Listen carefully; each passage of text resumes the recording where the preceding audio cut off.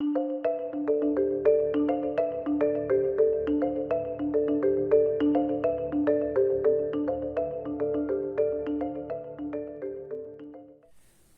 dia, pessoal. Bom, eu estou aproveitando que eu estou com amanhã, pelo menos tenho mais uma hora livre aqui, e acabei colocando na mesa o jogo Cetro da Chama Eterna, tá? Inclusive, hoje eu acho que eu terminei os ajustes que eu queria nas regras, então acho que quem quer imprimir já está dando para fazer isso tranquilamente. Não deve encontrar mais nenhum erro gritante na tradução.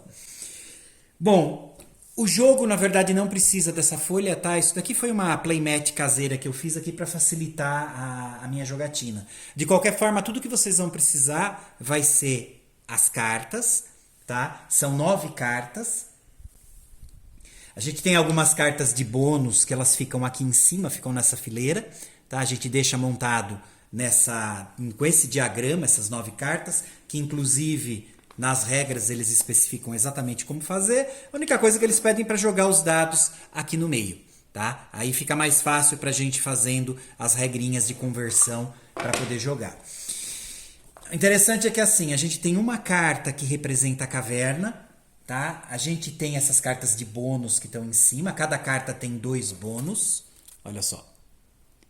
E esse bônus ele está vinculado com essa trilha aqui. Então, quando a gente chega nesse ponto, a gente pode escolher uma carta e utilizar um desses bônus. Aí utilizou, a gente vai virar a carta, né? Não pode utilizar o outro, só pode escolher um. Esse jogo dá para jogar de ou duas pessoas. Na prática, eu experimentei hoje ficar jogando de 2, tá? A única diferença é que a gente vai distribuir os valores de dados entre os 2 personagens. Aqui no caso, para vocês terem uma ideia, eu fiquei jogando com a Belara, que olha só, ela tem aqui uma trilha de força, uma trilha de movimento e uma trilha de habilidade. A habilidade dela, que é muito boa, olha, ela desarma ou desabilita o dado negro. Esse dado negro é como se fosse um dado de uma temporização.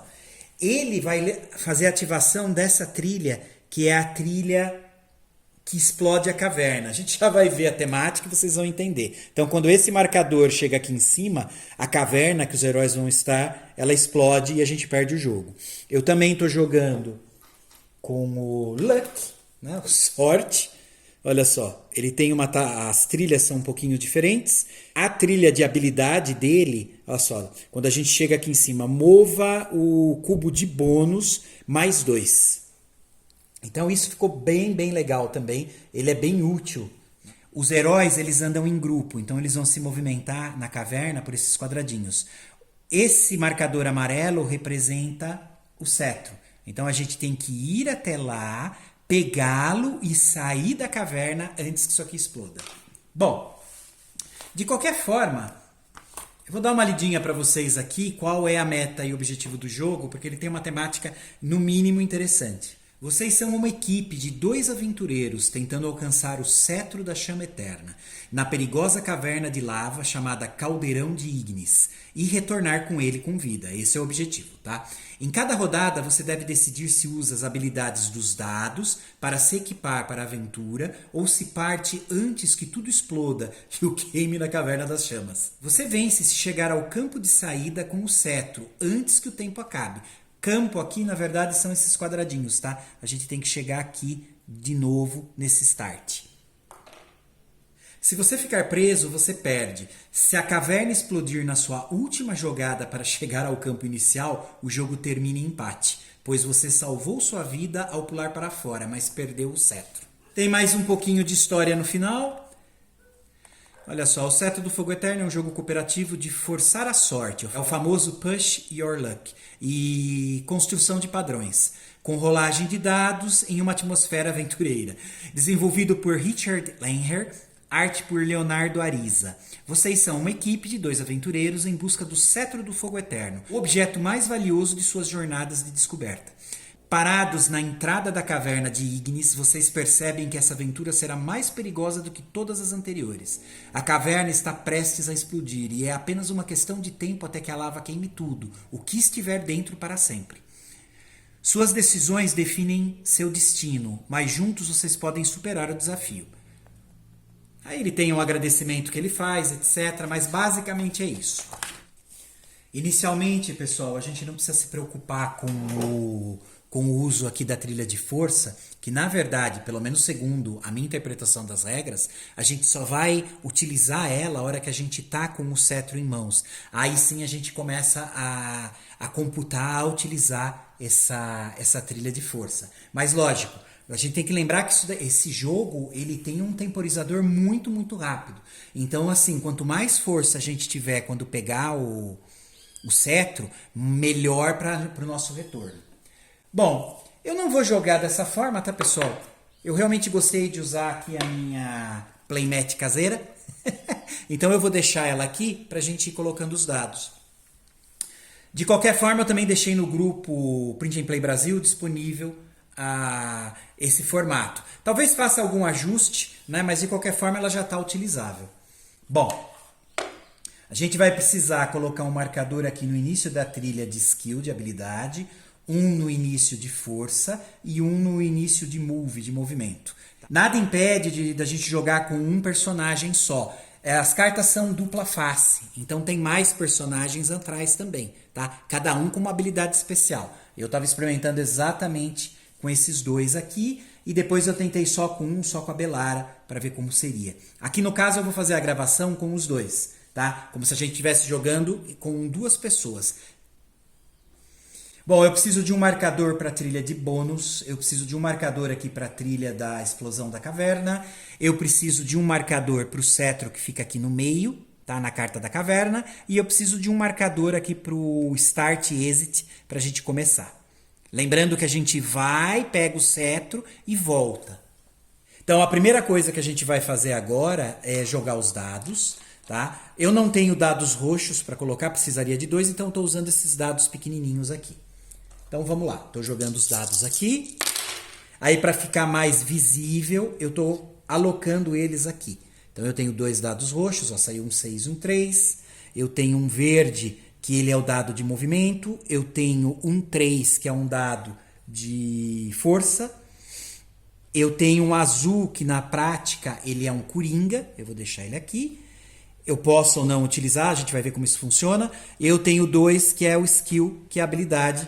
E eu tenho um 3, que é exatamente o dado de explosão. Agora que eu já rolei os dados, e aqui no caso eu aloquei nessa playmat, a gente precisa decidir se eu vou me movimentar ou se eu vou usar os dados para ir guardando coisas. Aqui no caso não adianta eu tentar me movimentar porque a gente está com 0 aqui na trilha. Então eu não conseguiria movimentar nenhum campo, né, ou casinha aqui na caverna. Então o que eu vou fazer? Eu vou utilizar inicialmente os dados. Como que vai funcionar? A primeira coisa que a gente vai notar, que é o que confunde um pouco esse jogo, é que assim, a gente precisa reparar se os dados roxos conseguem fazer conjunto, um par. Eles não conseguem, né? Então eu não posso utilizar eles como par, eu posso ou não utilizar, caso saiam, para andar o cubo de bônus, que é exatamente esse bônus aqui. Se chega aqui eu posso escolher uma das cartas. Eu não consigo fazer par com os dados roxos, tudo bem. A segunda etapa é ver se esses dados conseguem fazer par com algum dos dados que estão aqui embaixo. Por isso que eu já coloquei até a divisão. Ó, o 6 ele não faz par com nenhum dos 3. Agora o 3 sim. Então eu vou colocar ele aqui. Aí eu vou decidir se eu vou utilizar ele ou não.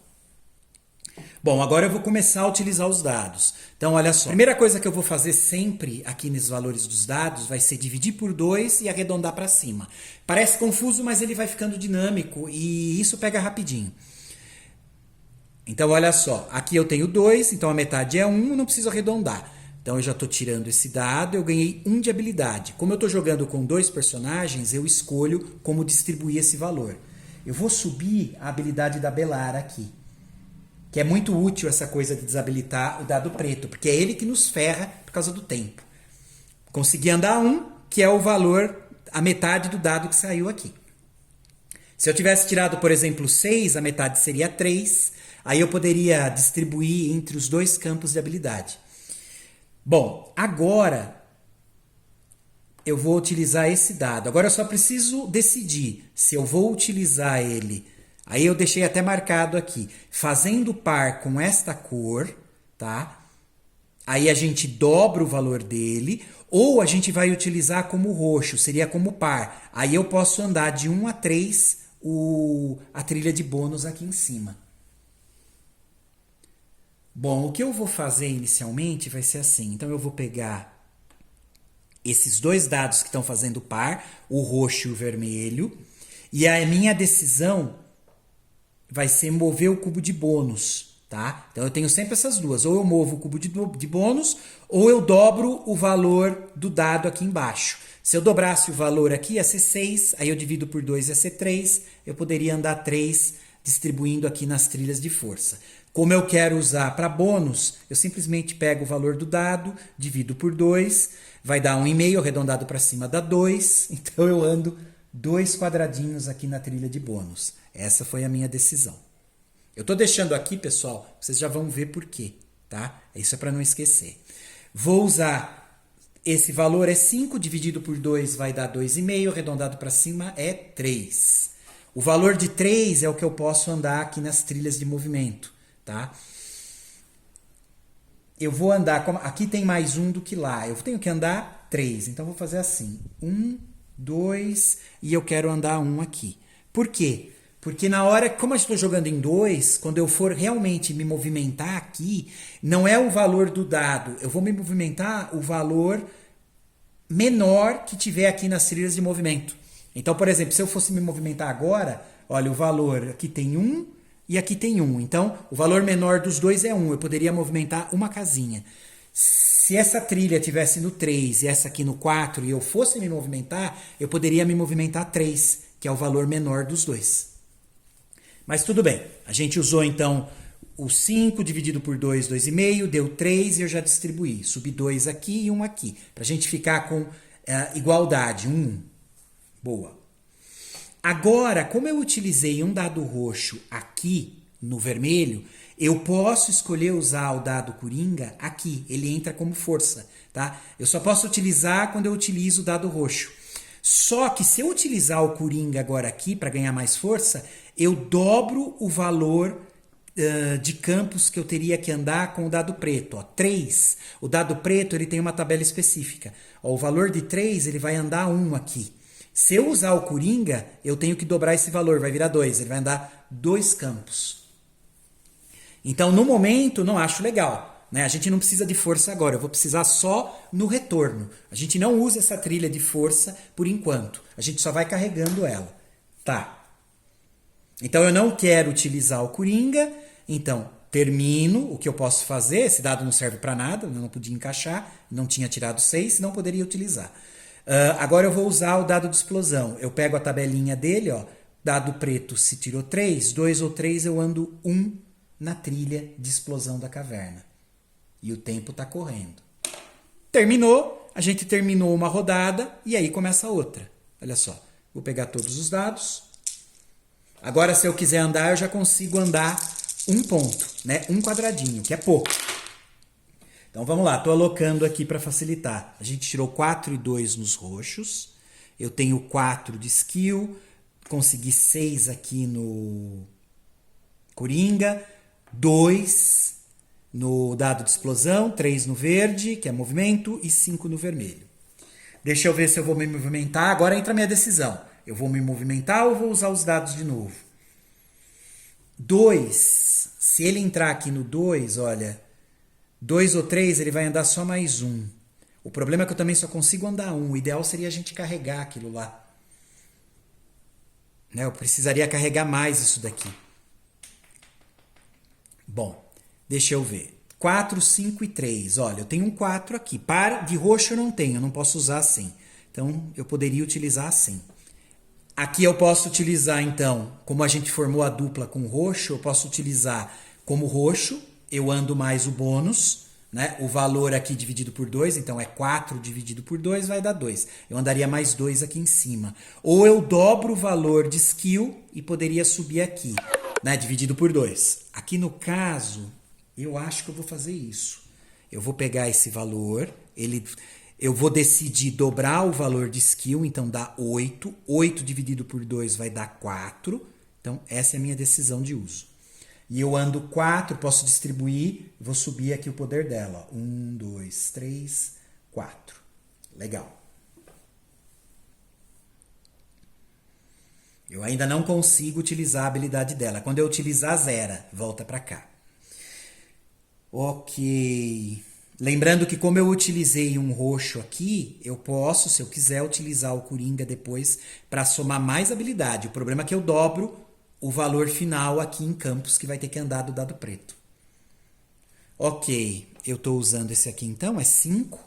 5 dividido por 2 dá 2,5, que dá para cima 3. Então, vamos lá, estou subindo 3. Então, 1, 2, 3. Estou tentando deixar eles ali parecidos, porque a gente sempre usa o valor mínimo, já que eu estou jogando com os dois. Bom, eu tenho 3. 3 dividido por 2 vai dar 1,5, arredondado para cima dá 2. Então a gente pode andar 2, ó. Eu vou andar um aqui e um aqui. Ainda só vou conseguir andar 1. As próximos na trilha vai ser 2 e 3. Aí valeria mais a pena. Bom, preciso decidir se eu quero usar o Coringa aqui. Subiria de 2 de 1. Ele está andando 1, ele andaria 2 aqui. Eu acho que não compensa. Então eu não vou utilizar. Terminou aqui a segunda rodada. Vamos lá para a terceira. Esse jogo ele é rapidinho, né? Então estou pegando aqui de novo. Deixa eu ver, eu andei 1 ali. Não. Então só andar aqui 1, que é o valor da tabela do dado preto. E vamos pegar todos os dados de novo e jogar. Então vamos lá. De novo. Olha lá. Dados roxos, 4 e 2. Não formou par, então eu não consigo utilizar eles assim. Aí eu tenho 4, Coringa, 3 de movimento, 5 de skill, 1 de força, 6 do dado de explosão. Tá, vamos lá. Eles não conseguem fazer par e eu não consigo utilizar nenhum desses valores para formar par com o branco, vermelho ou verde. Que droga. Então, agora eu tenho que decidir se eu vou querer utilizar para movimento ou se eu vou usar os dados. O meu movimento ainda está baixo, olha, só tem 1. E a porqueira aqui tirou 6.